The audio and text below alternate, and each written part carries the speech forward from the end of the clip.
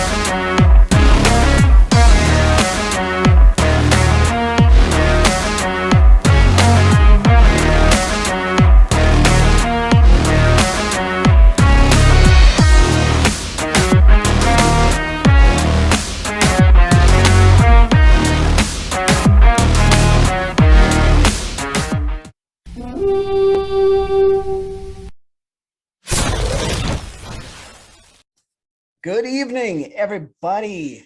Welcome to episode 84 of Vikings Uncensored. One big announcement here that we want to give before we get started, we want to give a big thank you to everybody who has followed this channel to this point, who has subscribed. We have broken the 1,000 subscriber barrier, ladies and gentlemen, and thank you very much. Thank you all. Everybody who has joined us to this point. Those of you who watch and have not joined us yet, what are you waiting for? Come on aboard. We're only going to get bigger and better from here on out. So make sure you're a part of it. Come on over, subscribe to the channel. Let's hit 2,000 here as our next goal. Yes. But anyway, we got a few news things to hit here quick, and then we'll of course roll into the recap of the come from behind victory against the Commanders. Then we'll look ahead to this week's key, huge, big, gigantic, ginormous matchup against the Buffalo Bills. And we might have a couple players that wore 84 later on for Brunswick's best. I don't know if you found anybody or not, but. Oh, there's a couple. Okay. So we'll get right into it here. First off, want to give a big congratulations to Coach Kevin O'Connell and his wife on the birth of their daughter Friday night. Coach went to the hospital with his wife Friday after practice. They had the baby. He slept at the hotel at the hospital, not the hotel, at the hospital. And then got up in the morning and left with the team to go to Washington for the game. So awesome. Mother and baby are both doing well from what I've heard. So busy weekend for Coach. Yes. Speaking of coaches, on Monday, the Indianapolis Colts fired head coach Frank Reich, and the shit show has commenced. Replacing Frank Reich on the interim basis is former Colts center Jeff Saturday, who up until Monday was working as an analyst for ESPN and doing a little bit of consulting for the Colts. Saturday has never coached above high school level in anything, and he is now an NFL head coach. Right. Well, interim, but he's still right. But and then of course they had fired their offensive coordinator the week before Reich got fired. So they had nobody on the staff who has ever called offensive plays in their life. So they decided to give that job to assistant quarterbacks coach Parks Frazier. He will take over the duties. Good luck, Parks. Yeah. And then you see Colts owner Jim Irsay out doing the rounds, all pissed off because people are accusing him of tanking. Dude, everybody knows you're tanking. I know you can't say, yes, we're tanking, but that's whatever.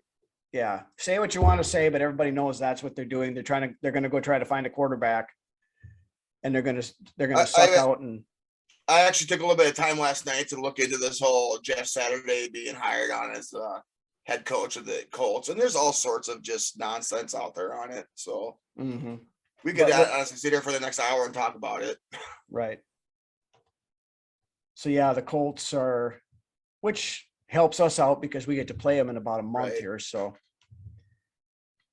then, of course, over our buddies to the east over there in Cheeseland, lost again to the Detroit Lions this weekend. To add insult to injury on that, during that game, they lost linebacker Rashawn Gary to a torn ACL. He is out for the rest of the year. Wide receiver Romeo Dobbs has a high ankle sprain, out indefinitely. And also wide receiver Christian Watson went into concussion protocol. I haven't heard if he is cleared yet or not. So looks pretty grim over there. Mm-hmm. About damn time. Yeah. And I'm enjoying every minute of it. Like I said, is it petty? Absolutely it is. Do I care? Absolutely not. It's not petty. No, it's petty. I fully admit that it's petty, but I don't care. Then a couple other things. Vikings injury note. Tight end Ben Ellefson has been designated to return from IR and did practice with the team on Wednesday. Cool. He will be eligible to play in Buffalo this weekend. Have not heard. They have not, as of Wednesday anyway, they have not made a corresponding roster move to get him back onto the active roster yet. So not sure what'll happen there, but it is at least possible that Ellefson plays again on Sunday. So our best blocking tight end, I believe. But Munt, he's been a road grader this season so far too. So right, and Hawkinson is a good blocker as well. So I wouldn't even bring that up. It's not even questionable with Hawkinson. Right, he's on another level. Right. But anyway, we'll roll now into the recap from last weekend's come from behind victory against the Washington Commanders. I guess to lead off with it, of course, we had a great starting drive, and then the offense largely disappeared for 2.5 quarters. Yeah, I think I told you this when we were watching the game this weekend. And in my opinion, and this is, these guys are still, kind of finding their way on offense, I guess you could say. Granted, we are at week 9, or we're going into week 10. Mm-hmm. This offense should be scoring every time it has the ball, whether it be a field goal or 6 points. There's too much talent on this team, and with O'Connell is growing too as far as play calling goes. But this has been the story of a few games now. Yeah, we all know that there's another level to this offense that we haven't seen yet. Right, it's not tapped yet. It's tapped, but it hasn't been consistent. Mm-hmm. You go from the perfect first drive to start the game. You couldn't have asked for a better drive, and then you go silent for the better part of 2.5 quarters. Right. Now, granted, we did have a drive where we should have scored at the end of the first half there, that interception that Kirk ended up throwing in the end zone, which I'm not up. I know there was a lot of people on the Twitterverse and stuff that were pissed off that he made that throw. I'm not mad that he made that throw. No. Last year I would have been pissed. This year, no. But that's one of those plays that we've been asking for Kirk to be more aggressive on. Exactly. And he was. So we know, and we've mentioned that before, being more aggressive, you are going to throw an interception or 2 more here and there. That's to be expected. You can't turn around and bitch about it after you've been asking for it for the last 4 years. A lot goes into you be aggressive, or do you sit there and take the sack, Right. So I'm not upset with that either. No. But since we're on the Kirk subject, Kirk's line for the game, 22 out of 40 for 265 yards, 2 touchdowns, and 1 interception. With those 2 touchdowns, he passed Dante Culpepper for 3rd all time on the Vikings quarterback list for touchdown passes. Was that a cat? Yes, my cat is in front of me. Get down. Oh my God, she's sitting on my keyboard.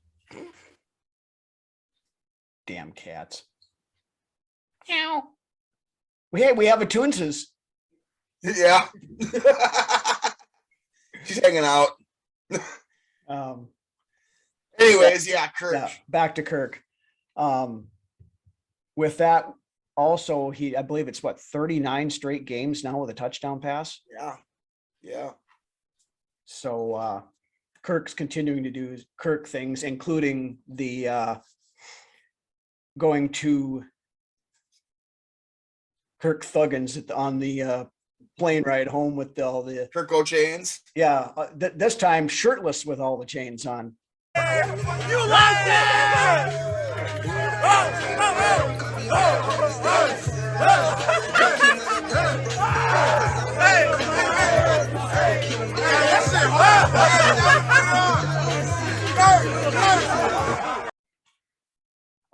I'm loving the hell out of watching him do that. It's just this is the Kirk that we've been begging to see for 5 years Day now. one. I could see the first year this not happening, but Zim had a huge part of Kirk not ever being comfortable here. He absolutely did. And it's showing this year. I wish we would have had this version of Kirk, which we could have.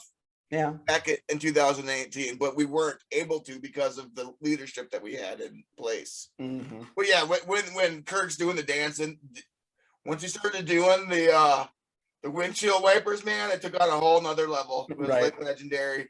Yep. But anyway, we'll get back into the stuff here. We don't want to get off on a tangent too far, but Justin Jefferson, another 100-yard receiving game, 7 receptions, 115 yards, and a touchdown, throwing in one rush for 10 yards. With that 100-yard receiving game, he's tied for the most by any wide receiver since he came into the league in 2020, and tied with Randy Moss and Odell Beckham Jr. for the most by a player in his first 3 years in NFL history. And he still got half a season to go. So. Right. As well, with Jefferson there, he had a couple of 50-50 balls. Like he could have had that game. But honestly, all game, corners were just draped all over him. I mean, it was ridiculous. Yeah. Illegally draped. Yeah. In my opinion. Including that interception. I think there should have been a defensive holding on that one at the minimum. That's just like that pick six that got called back where he basically stole Jefferson's wallet and his watch and pretty much everything else.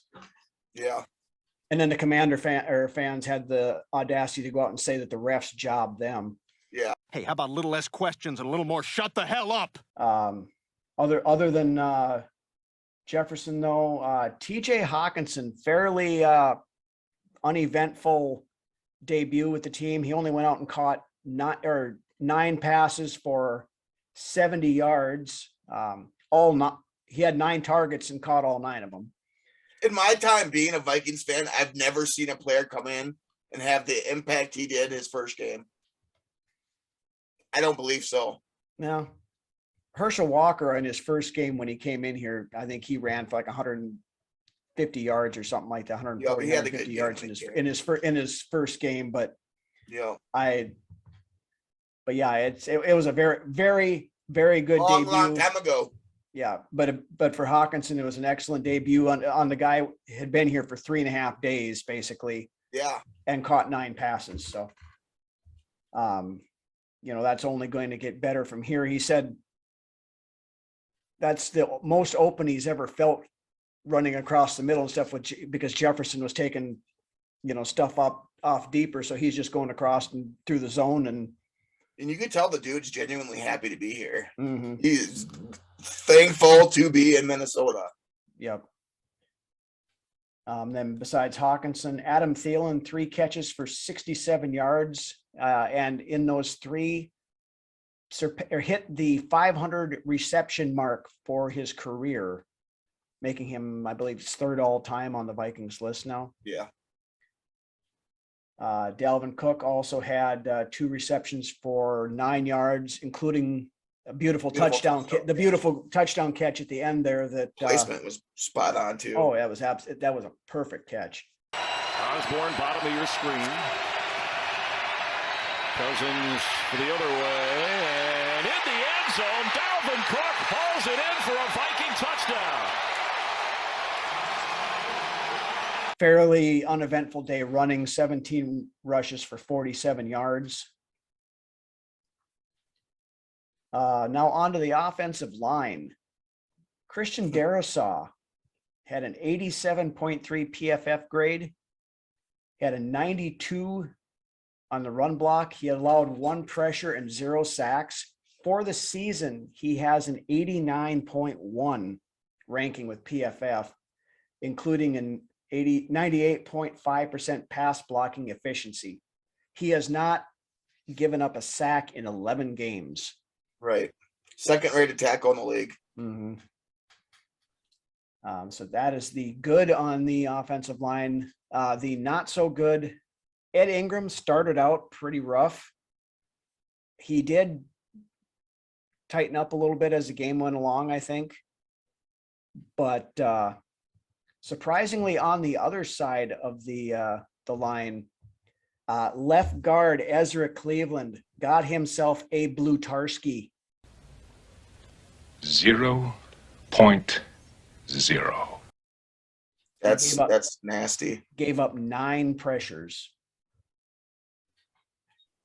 That's pre 2022 Bradbury Lake. Yeah, that's not good.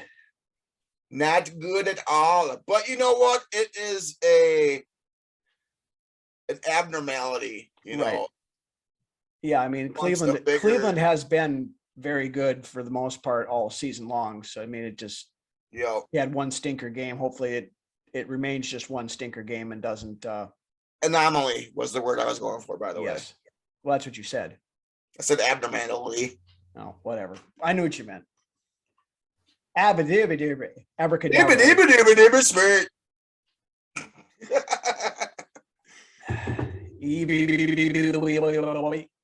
Then we'll roll over to the defensive side of things. Linebacker Jordan Hicks led the team in tackles with 12. Danielle Hunter finally made his presence known on the He's stat heating sheet up, at man. least. He had 7 tackles, including 2, along with 2 tackles for loss, 2 sacks, and 2 quarterback hits. Now, on the other side, Za'Darius Smith technically did not get home for a sack. He did have one that He's they called. making all sorts of noise and disruption, though. That one, technically, he got Heineke down here, but they called it a face mask, and I think he might have brushed it with the finger. that was at worst, yeah. So Yeah. they took the sack away from him, but he did have 5 tackles, 2 passes defense. He knocked down Exactly. 9 pressures and 3 quarterback hits. Yep. He was active all day. It might not Mhm. show up at the stat line or the box score, but the dude was active and a menace. But Which So- led to Hunter's sacks, man. well, that was the thing. They were rolling the double teams and stuff to Za'Darius, allowing Hunter to get single coverage. Then Hunter was feasted most of the day on it. So Who's also been putting his hand in the dirt a lot more, I've noticed. they were doing that with him on Sunday quite a bit, and it seemed like it was making him more effective. Now, the combination of Za'Darius Smith and Danielle Hunter to this point, that combination has amassed 79 pressures, 13 sacks, 55 hurries, and 11 quarterback hits. That pressure is big boy pressure right there for sure. Absolutely. I'd like to see him get home a little bit more with that pressure. I mean, that's a big number, and I ain't knocking it. But if they could get home, which I expect them to do as the season carries on, that they're going to have some outstanding looking numbers at the end of the year. Yeah. And but I mean, a lot of times the pressures are as good as the sacks because You're right, because it disrupts the quarterback. Right. Which some of that pressure led to probably the play of the game early in the fourth quarter when Harry the Hitman, for the 3rd consecutive game, picked off a pass. Taylor Heineke then a couple plays later on 2nd and 11 over the middle, over overshoots his target, and Harrison Smith comes up with an interception. He takes it back inside the 30. He's inside the 20, cuts down to about the 12-yard line. Minnesota's defense gives them life as Taylor Heineke, with a bad overthrow, turns it over midway through the fourth quarter. And ran it back. Would they get down inside the inside the 10 at least? Yeah, they were the 7. They were down pretty deep down there, and then proceeded Which ultimately sealed the game pretty much. Yeah, well, that was the turnaround point in the game. I mean, but then after the interception, proceeded to have a very cool celebration that kind of got all the rave around social media. The ending, just driving the pocket. I love the bowling move. Across every bowler loves that. That's good. Tapped it off. Yep, the bowling celebration, and then Jordan Hicks with the wobbly pin at the end. That capped it all. It was brilliant. It was bloody brilliant. I forget who it was, but they said that they've got a real deep bag as far as celebrations go. So we haven't seen anything yet, they said. So that's awesome. Hopefully more to come on that. I would like to see those celebrations when we're winning. You know, yeah, I know. I was a little bit perturbed that they pulled that out when we were down by 10 points, but that play is, like I said, was what ultimately led to us turning it around. Yeah, it absolutely was. Yeah. Yeah. So in hindsight, yeah, it was fine. They got him fired up and everything, and we ended up pulling the game out. So that's a good clip. So. It's a good clip regardless. Yep. Also, Harrison Smith playing a lot more center field this year, a lot more than he ever has in previous years. Yep. They're not blitzing him and running him up as much, but they're letting him play center field, and which is a key thing. Exactly why those interception numbers are inflated. You can keep doing this. He could easily have the most interceptions of his career. Yeah, I mean, we're halfway through the season. He's got 4 already, and he needs 5 to match his season high. Right. Then on the while we're talking secondary, some not so great news. Cam Dantzler went out with an ankle injury. Saw today that Kevin O'Connell said that it's a long shot for Dantzler to play this weekend. He did not practice Wednesday, so keep an eye on that. But that's easy though when you have somebody like rookie Caleb Evans stepped in and played an extremely good game. I thought the dudes answered the call. Absolutely, he did. I mean, he had 6 tackles, 2 tackles for loss, and one pass defense, which was a key. It was on a 4th down play that against their best fucking scary Terry, against the best player. Yeah. So Evans more than proved himself out in that game. Now he will likely get the opportunity to do so again this week. If Dantzler does not go, he sounds like he's in line to start. So he's developing. It's nice to see. It absolutely is. Now, if we can see the same kind of development and get some playing time for Andrew Booth, we might have something. But Booth has been largely invisible all year. Ineffective because he hasn't been on the field. Right. Then over to the special teams. Greg Joseph, for the first time in a few weeks, did not miss a kick. Was 2 for 2 on field goals. 3 for 3 field goals, by the way. Yep, 3 for 3 if you want to count the field goal that he kicked that we took back off the board at the end there. That when they had the unnecessary roughness when the guy bowled over DePaulo and got a 15-yard or the personal foul penalty on it and gave us the chance to run the clock out. Ryan Wright, 6 punts. 51.7 yard average with a long of 61. So he continues to. Dude's an all pro. Yeah, he's having a hell of a game or a hell of a year. Yeah. The coverage team did give up 1 long kick return. They put Antonio Gibson back there, and he rattled off a 45-yard return on that one kickoff. I mean, other than that, they really didn't kick off hardly any. The punt coverage did their job. Yep.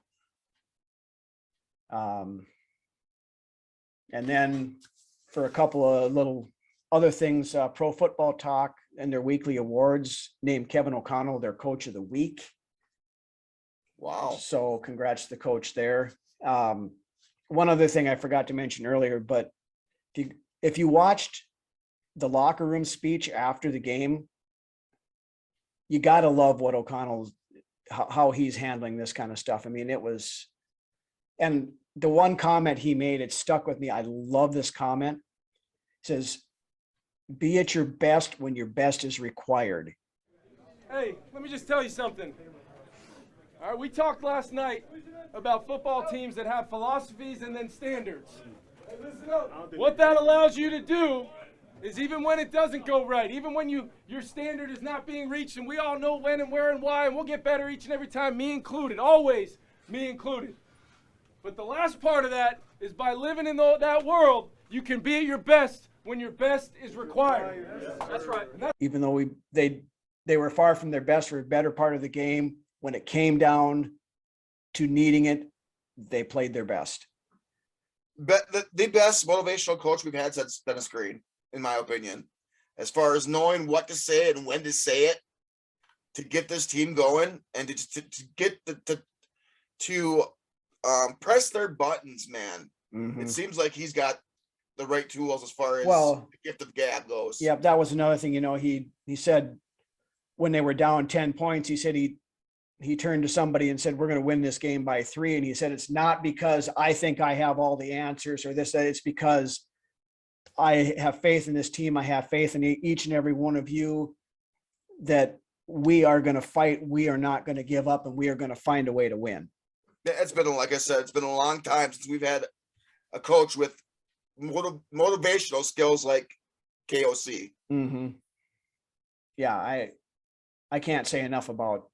I mean, there's definitely stuff that he needs to work on, but from that side of things, I mean, the ceiling is very high with this kid. Yeah, Kevin absolutely. O'Connell with the coach. Right. Anything else you want to hit on that before we move to the awards?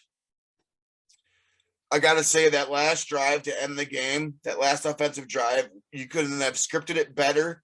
Situational genius, in my opinion. Didn't really give you did what like picturesque drive at the end of the game there. It could have been any better than that. You'd like to see Washington not get the ball at the end there, but it just didn't work out that way. And that's the one thing with O'Connell that, he emphasizes. I mean, that they have a master class, they call it, on it every Friday, situational football. And that one thing right there is the biggest change from the last few years with Zimmer. Right. So, but with that, we will roll on to our weekly awards segment where we celebrate the good and the not so good from the past week, with starting off with what we call our Badass of the Week award. Who is that guy? Whoever he is one tough badass. Who do you got for that, Lance? There's a couple, and it's good to say this because I've said this a few weeks now. There's a couple people that are deserving of this award. Mm-hmm. But with what this guy was able to do in this little amount of time that he had to get his shit together, TJ Hawkinson is my badass of the week this week. He came in, played 60 of 66 offensive snaps.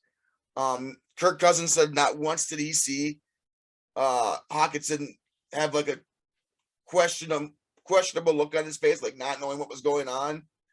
And then to get targeted 9 times and to get 9 receptions with some big time third down conversions there. That's big time. And I see great things moving forward as far as the middle of the field goes with Hawkinson. So he got it this week. Yeah. Well deserving. I mean, he's one of about 4 guys I had listed that could get it. Daniil Hunter would have been another guy who stepped up this week. Thought about a Caleb Evans just for what he did for having to come in cold and replace Dantzler and play as well as he did. But my Badass of the Week award is going to the hitman Harrison Smith, because I will argue the point, if he does not make that interception, we don't win that game. big time players step up in big time situations, and Harry did that. Picked the ball off, completely turned the momentum around on that one play. Because after that, Washington did nothing, and we caught life both offensively and, I mean, the defense played well the whole game, but they got even more fired up, and it completely changed the complexity of the game, just that one play. Yep. All right. So then, along with the good, we also have the not so good with what we call our Red Foreman Award of the week. Son, you don't have bad luck. The reason that bad things happen to you is because you're a dumbass. Who do you have for that? I got the interior of the offensive line, minus Bradbury. He had a very commendable game and a nice gritty game, by the way, coming back with the ankle injury and finishing it off. Mm-hmm. Ezra and Ingram got my dumb. I hate to say that, but they got my Red Foreman award this week. Okay. My Red Foreman Award goes to this guy. Samuel, the officials down there, and Samuel makes the catch. The back judge for Jerome Boger's officiating crew, who not only cost us an interception on the opening drive of the game by knocking over Cam Bynum, also allowed Curtis Samuel to catch the ball and roll into the end zone for a touchdown. It was ridiculous. And I don't know what the hell that guy was doing, but he looked like he lowered his shoulder to initiate contact into Bynum. He didn't look like he was trying to get out of the way. Yeah, that's true. I mean, it was ridiculous. Absolutely. That's the most ridiculous play I have ever seen in my life. I will tell you this though, Rhino. A lot of the times in years past, we would have folded right there. Oh, absolutely.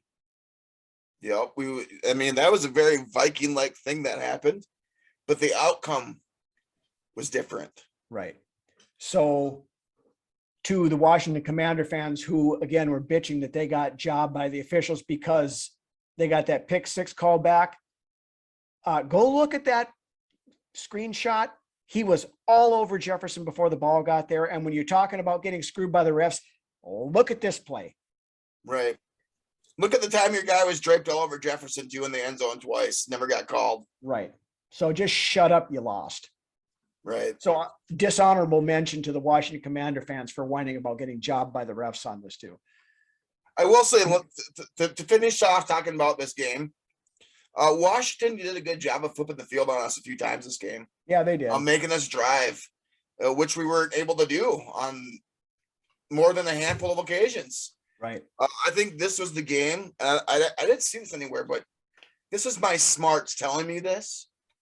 As far as this was the game where we were playing probably from our worst field position for most part of the game. Mm-hmm. There's a lot of times we were within the 20-yard line or at the 20 and then trying to drive the length of the field. Washington flipped the field on us, and that had me a little scared there for a little bit, but we were able to turn it around and right the ship. Right. All right. So with that, we will put this game in the rear view, and we'll move on to another one of our classic beer commercials. So head on over to the fridge, grab yourself a cold one, crack it open, check this out, and we will be back in a minute. It's the National Troubadour!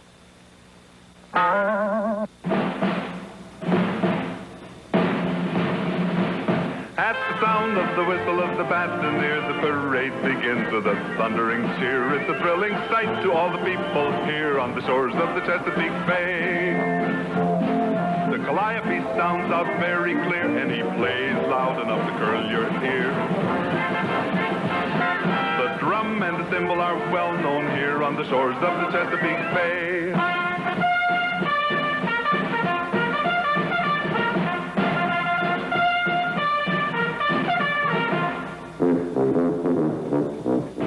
Happy occasions call for quality national beer. Quality that demands the finest grains, the purest water, the utmost patience in brewing and aging. You can tell by the taste. Light, refreshing, national beer. All right, we are back, and now we look ahead to what is easily the biggest game of the season to this point, with a lot of interesting storylines that are coming out here as the Vikings travel to Orchard Park, New York this weekend to take on the Buffalo Bills, who may or may not be without their starting quarterback, Josh Allen, who sprained his UCL ligament in the final minutes of the loss to the Jets last weekend. For those not aware, the UCL is in the elbow here. It is the one that causes baseball pitchers to have Tommy John surgery if it gets torn, which basically puts them out of commission for up to a year. Yeah. Now, back in the day, that was it. Now with Josh Allen, it's just sprained from what I've heard. Probably, if he misses time, it's a 1 to 2 week thing. Probably. I've heard 1 game tops. Yeah. Now, just my spidey senses going off listening to Sean McDermott in a couple of the press conferences this week when they're saying, we're taking it day by day, but we think he's going to be fine, but we have the full faith in Case Keenum and this, that, and everything else. The way it's sounding, they're kind of leaning towards Josh Allen not playing this weekend. Yeah, I think Vegas kind of thinks that too. Yeah, because the line was 7.5, and now it's down to 3.5 as of Wednesday. Yeah, and you go figure now if we go and win this game, what the narrative's going to be.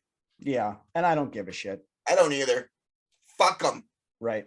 ESAT Nation can go sit and spin.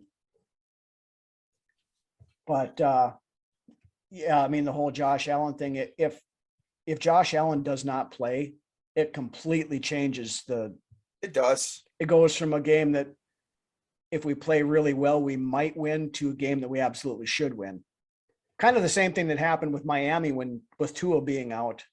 We pegged that game as being a loss up until Tua didn't play, and then, but one thing that's kind of the Bills have been exposed on the last couple of weeks a little bit is if you can run the ball on them, even though the numbers don't really show that, but a lot of that comes from the fact that Buffalo's offense puts up so many points, everybody else has to throw to keep up with them. They're giving up 5 yards to carry. But in that Sunday night game a couple weeks ago, Green Bay kept the game close in the second half because they ran the ball. Last week, the Jets beat Buffalo because they ran the ball and ran the ball and ran the ball. Zach Wilson didn't have to do a whole lot of anything except stare at the moms in the stands for a good portion of the game because they were running all over him in the second half. But back on the Josh Allen thing quick, if he does not play, their offense changes completely. Absolutely. Because at this point in time this year, their offense has scored 25 touchdowns. Josh Allen has been responsible for 23 of those, either by pass or by run. Yeah. They don't run the ball very well. Josh Allen is their leading rusher. Yeah, without Josh Allen, this is a completely different team. Yep, they do. It really is. Otherwise, running backs, they have Devin Singletary, who's an average back at best. They've got Dalvin Cook's little brother, James, who they haven't really used a whole lot this year. And that's about it as far as their run game goes. Now, in the passing game, of course, they have our old buddy Stephon Diggs as the number 1 receiver. Their number 2 guy, Gabe Davis, he's a decent wide receiver. He's not elite by any means, but he's a good number 2 guy. Big plays for sure. Yep. But then, of course, they have a very good tight end as well in Dawson Knox, who I think he kind of runs hot and cold, really. He can, but he's a big target. He is sure-handed. He's not an elite level tight end, but he's a very effective tight end. Now watch me say this, but so far this year, as far as tight ends go, we've been pretty good against tight ends. Yeah. Now, there's been times in the past, obviously, I don't know what the deal with me in the past today is, but times in the past where we've let tight ends go nuts on us. Kittle over the middle. Yeah. Darren Waller. Mm-hmm. Yep. There's been numerous times in the past in the Zimmer years where tight ends just had their way with us. Yeah. So it's been nice to not see that this year, is what I'm saying. Yeah. Now you roll over onto the defensive side of things. Buffalo has a very good front seven. Now that front seven is a little dinged up as well, though. He's a second-year guy, isn't Rousseau? He's got an ankle injury, likely will not play. Last I heard, now that could change, I guess, by Sunday, but as of right now, it's trending that he will not. Okay. But of course, on the other side, they have Von Miller, who has been awesome Ageless wonder. So it seems like forever and is still extremely effective. Yes. Now if Rousseau is out, so they, then they can roll more coverages and stuff towards Von Miller to hopefully kind of slow him down a little bit. But they still have Ed Oliver, a defensive tackle. I was going to say, that interior line's going to have their hands full with Ed Oliver for sure. Yep, he's very good. Linebacking core, Matt Milano. Now he's injured. Kind of iffy as to whether or not he'll be back to play. I think he might have been out last week. So with that, we'll roll over to the tail of the tape between the two teams here. Starting off on the offensive side of things. Yards per game, Buffalo, number 1 in the league. We are 15th. Passing yards per game, Buffalo is 3rd. We're up to 10th. Yeah. We're ascending for sure. Rushing yards per game, the Bills are actually 13th. Of course, most of those running yards come from Josh Allen. So without him, that number would drop significantly. Vikings are 24th. Points per game, Buffalo is 3rd. We are 8th. Rolling over to the defensive side of things, yards per game, Buffalo is 4th. We are 25th. Passing yards. We're getting better. Passing yards per game, the Bills are 7th. We're 27th.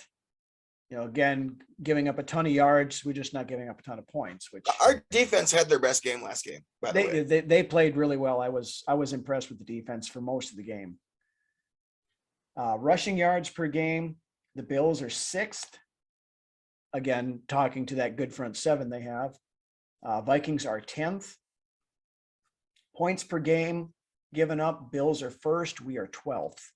Okay. Then on the special teams tail of the tape, kick return yards average per game, the Vikings are 7th. The Bills are 27th. Punt return average, Bills are 8th. The Vikings are 21st. On the turnover side of things, the Vikings are 4th in the league right now at a +6. Yeah. Opportunistic Rhino. Yes, they are.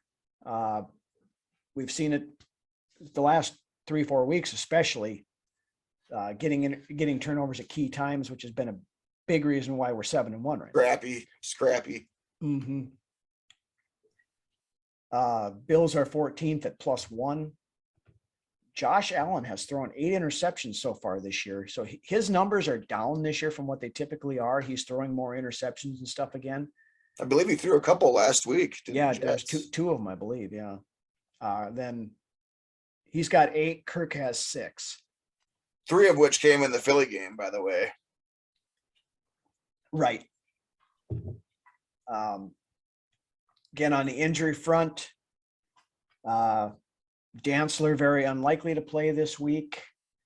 Dalvin Tomlinson also very unlikely to play. He's still considered week to week, so we probably won't see him for at least another week. Maybe Thanksgiving night. Those soft tissue injuries in the leg and stuff, they're tricky sometimes. But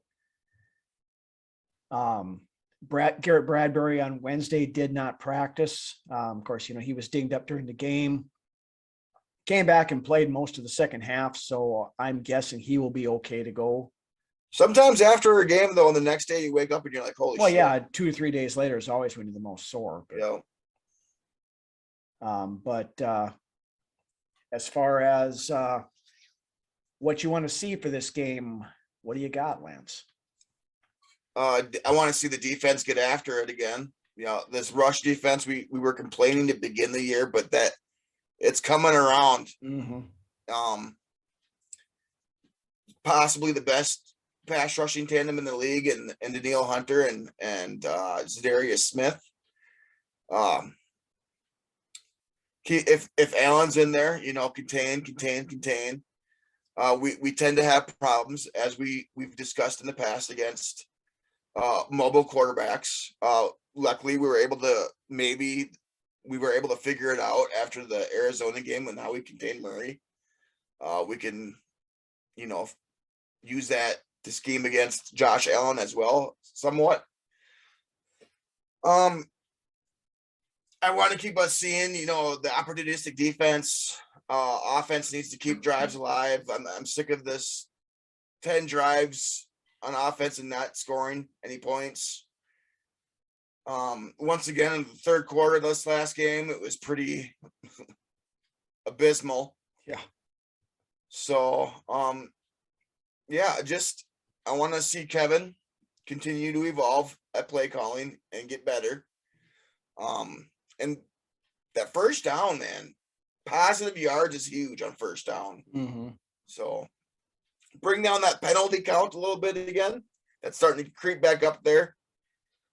Go to work and get the job done in Buffalo. I mean, we've been doing pretty good on the road this year, outside of Philly. Yeah. So, and this isn't, we're a different team. When or if we see Philly again, it's not going to be the same. No, we will be much better. But that's down the road. Right. Well, we're not going to worry about that for now. I guess for me, the biggest thing is the whole Buffalo quarterback situation. If Josh Allen plays, he's probably not going to be as effective throwing the ball as he normally is. Take advantage for sure. Right. Now, as far as running the ball, you know, you talked about how we contain Kyler Murray fairly well. Kyler Murray is like maintaining a Matchbox car. Josh Allen is like trying to maintain a runaway Mack truck. Right. The guy is 6'5", 230 some, 230, 240, whatever. He's a big dude. Murray ain't lowering his shoulder like Josh Allen would. No. Points. And I keep looking back to that game a few years ago when Buffalo rolled into the Twin Cities Josh Allen's rookie year. And, you know, we were like 17-point favorites in that game. And they came in and absolutely kicked our ass up one side and down the other. Yep. Tap danced all over US Bank Stadium field. Right. So that is is the biggest key thing. Now, if he does not go, Case Keenum is the backup. And we all know Case Keenum. Yep. Case will get out and run around a little bit too, not near as much as Allen will. Right. You ain't going to call a design play for Case Keenum to run. No. But we also know Case Keenum is prone to throwing interceptions and whatnot too. So, this game with that went, with a healthy Josh Allen, went from hoping we can keep it close and at least have a good showing with it to if Allen plays, but he's playing hurt, we have a very good shot at winning that game. And if Josh Allen does not play, it's a game we absolutely should win. Exactly. One other thing I want to see this week is I want to see what TJ Hawkinson is going to do when he's got a full week of practice under his belt. Yeah. So when we can actually open up the playbook a little bit more and see him eat up that center of the field, and wouldn't surprise me at all to see him get his first touchdown this week.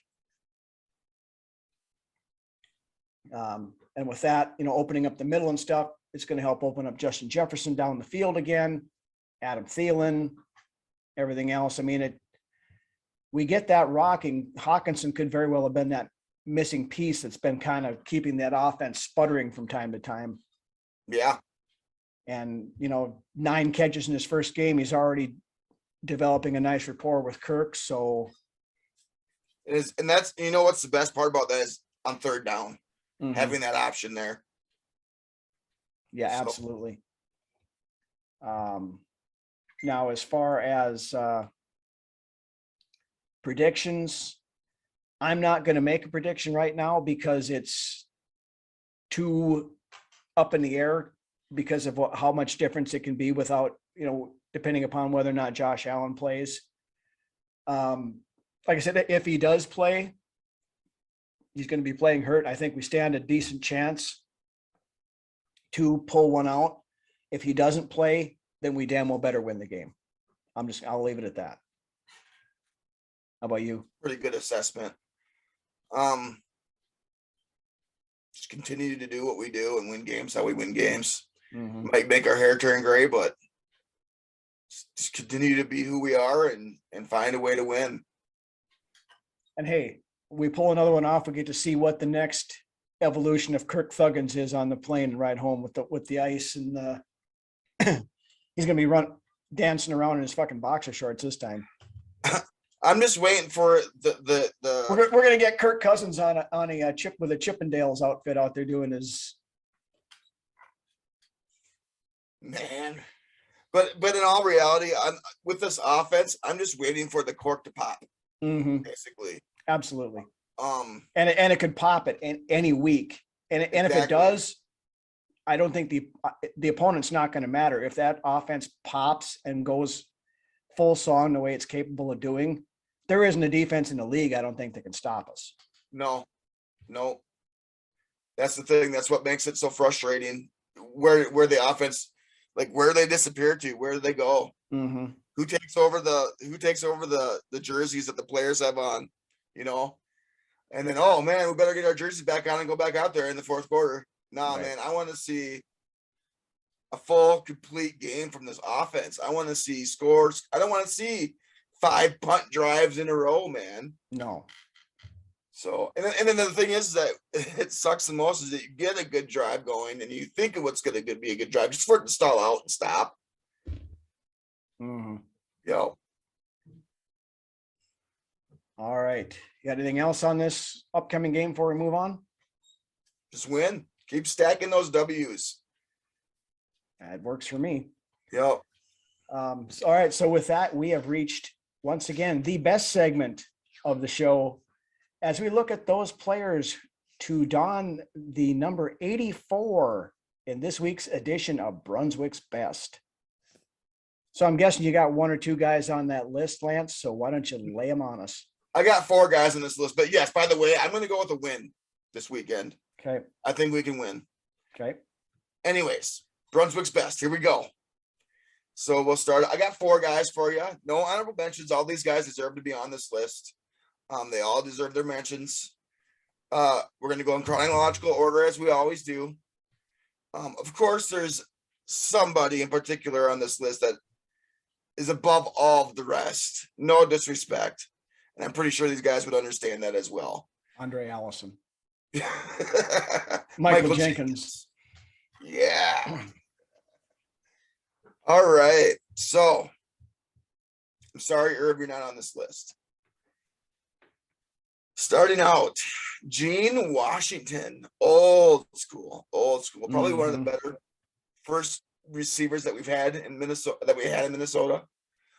He was drafted in the first round by the Minnesota Vikings in the 1967 NFL draft, along with college teammate running back Clinton Jones and future Pro Football Hall of Fame inductee Alan Page, a defensive end from the University of Notre Dame, if you guys didn't know. As a rookie, Washington averaged 29.5 yards per reception. In 1968, he caught 46 passes.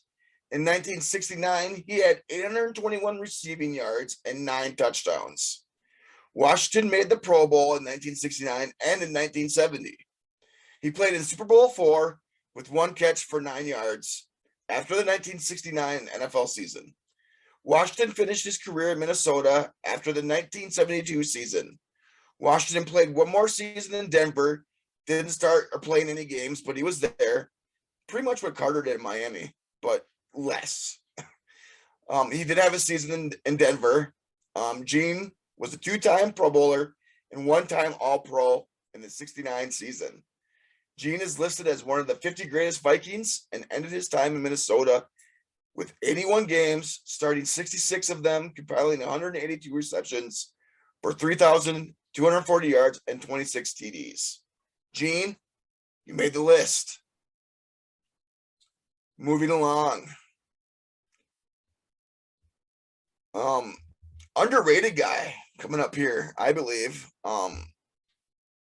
in the not so distant past.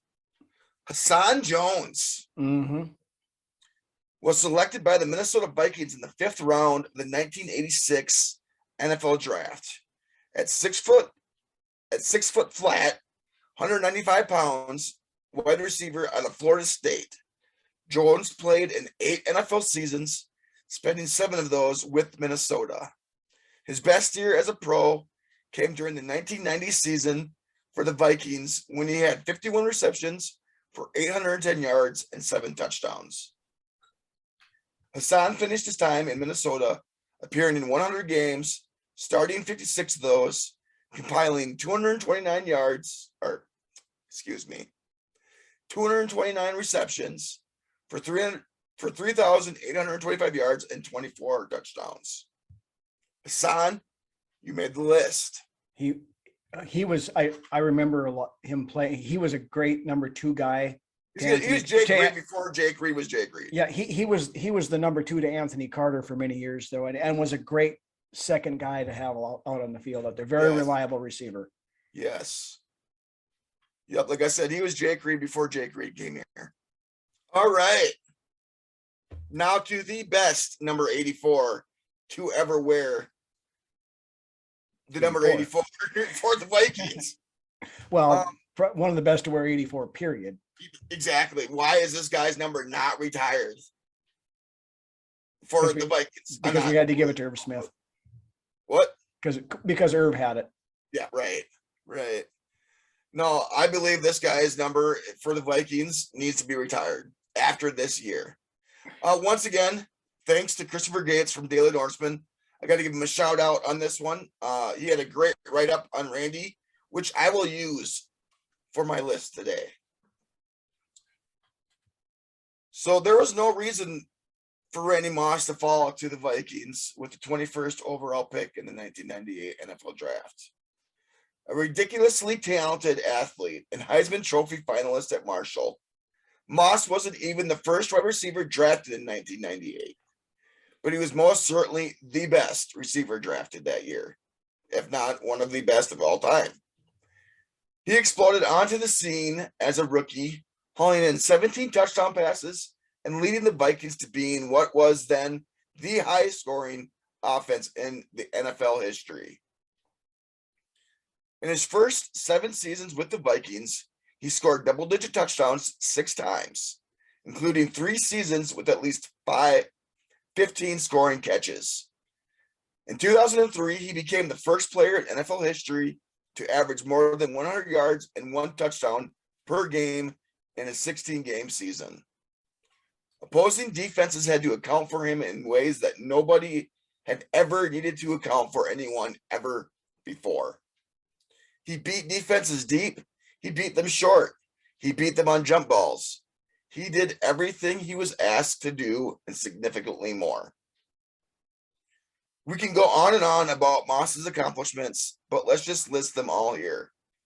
He was a 5-time Pro Bowler with the Vikings, as well as a 4-time first-team All-Pro. He led the NFL in touchdown catches 3 times with the purple and gold, and his 17 touchdowns in a season as a rookie is a mark that no wide receiver has reached since, and likely won't for quite some time. In all the years that I've been watching football, I have never seen a better or more physically gifted wide receiver than Randy Moss. His combination of size, speed, athleticism, it changed the way the NFL offenses ran and the way defenses defended them.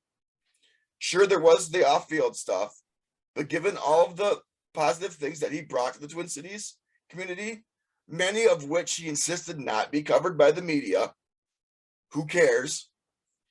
Most of the off-field stuff is just fodder for fans of teams that were smart enough to jump on Moss in 1998 when they had the chance, that weren't smart enough. Mm-hmm. Also, I will never not be convinced that the sole reason that Red McCombs traded Moss to the Raiders in 2005 was a final fuck you to the fans of Minnesota for not giving him a new stadium. Well, Red, fuck you too. Yeah. Probably the worst owner we ever had here in Minnesota. Constantly threatening to move the team. Now, I love me some Randy Moss. Randy Moss is my favorite Minnesota Viking of all time. I remember the first touchdown he caught against the Buccaneers, and I thought, oh boy, here we go. This guy's going to tear shit up in this league. Then he had his national coming out party on Thanksgiving against the Cowboys that game.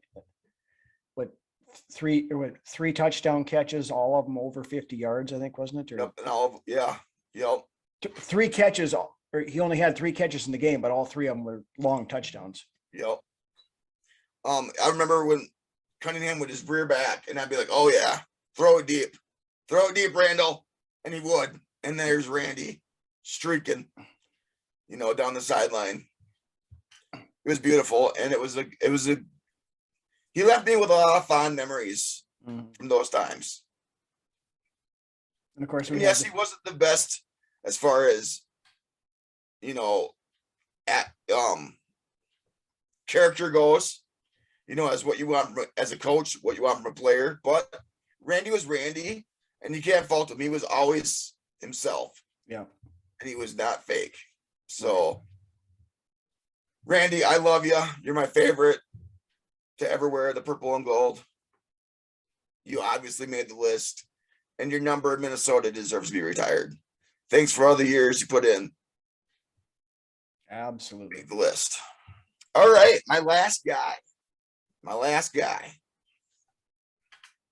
Not quite as long as a write-up, and I did this one myself. So there's that. Cordarrelle Patterson. He was drafted by the Vikings in the first round, 29th pick of the 2013 NFL Draft, looking to help bolster a fairly depleted wide receiver core and the kick return game. Patterson had a fairly productive season, finishing his rookie year with 45 catches for 469 yards and 5 touchdowns, while also becoming one of the best return guys in the league, returning 43 kicks for 1,400 yards and 2 returning touchdowns. At the end of his rookie year, Patterson was selected to play in the Pro Bowl, filling in for Antonio Brown. Patterson was also named as a starter on the 2013 All-Pro team as the kick returner. Patterson finished his time in Minnesota after 4 seasons, appearing in 64 games and starting 22 at wide receiver.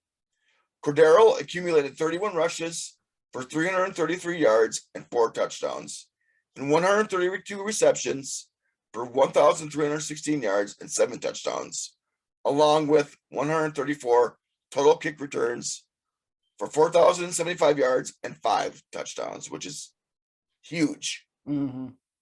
Patterson was voted to the Pro Bowl 2 times out of the 4 seasons he spent with Minnesota, as well as being named first team All-Pro twice, which this surprised me when I seen this. First team, I mean, not really, but it did. First team All-Pro twice in his time with the team, of course, as a kick returner, as well as second team All-Pro once with the team. In my opinion, Patterson, when Zimmer showed up, he just wasn't utilized correctly. No, he wasn't. I mean, look at what Atlanta's doing with him now. He's a running back down there. Exactly. The dude is talented. He's a player. And he's an athlete. But the thing with Patterson was he was at his best running gadget plays and jet sweeps but Zimmer didn't want anything. No, Zimmer hated gimmicky offense of any sort. He just wanted as plain and bland as possible. And because Patterson, and this is where I kind of have an issue with him, with his work ethic. And because he couldn't run the whole route tree, had a lot to do with Zimmer not playing him on game days, at wide out. And you know what? I think Cordarrelle was like, you know what? That's fine. I'll just return kicks. And then he went somewhere where they utilized his skills like they should have been all along. Yeah. He could have been so much more than what he was when he was here. Oh, absolutely. And that rookie season proves it. Not because he didn't really develop as far as a receiver or a player outside of kick returner after his rookie year. Right. And a lot of that had to do with Zimmer. One of the worst guys at developing his players. Yeah. Especially supposed to be cornerback whisperer, and absolutely we wasted how many picks on corners in his time here. Anyways, not about Zim, about Cordarrelle. Right. Cordarrelle, you made the list. And that, my friends, is my list for this week. All right. And with that, that's all we have for this week. Again, want to thank everybody for watching. Thank you, everybody that helped us get over that 1,000 subscriber mark. If you have not subscribed to the channel yet, though, A, what are you waiting for? And B, hit that red subscribe button down below there. Helps us out a ton. Gets us marching on the way to 2,000 subscribers, which is our next goal. Again, if you're out and about, we're available on all your favorite audio podcast platforms, also the YouTube channel, of course. And Sunday morning, we will be your unofficial pregame show for the game versus the Buffalo Bills. The show will be on our Facebook page. And once again, I will be doing live updates after each pregame, after each quarter, and after the game as well. Kind of recapping job, by the way, the stuff that goes on. Thank you very much. But with that, we will see you guys on Sunday. And why don't you take us home, Lance? Absolutely. Episode 84. I just want to say a big thank you to all the Facebook groups out there that kind of let us in and let us plug our show and let us put our show out on Sundays and do our little previews and add our little memes and quips on your group pages. We wouldn't be where we're at right now without the people that allow us to do that on their groups. So a big, huge thank you to all the groups that we are in for allowing us to do what we do. Thank you. And with that being said, let's go out and get that W on Sunday. We will see you next week where we will talk about just that. Later. All right. Have a good weekend, everybody.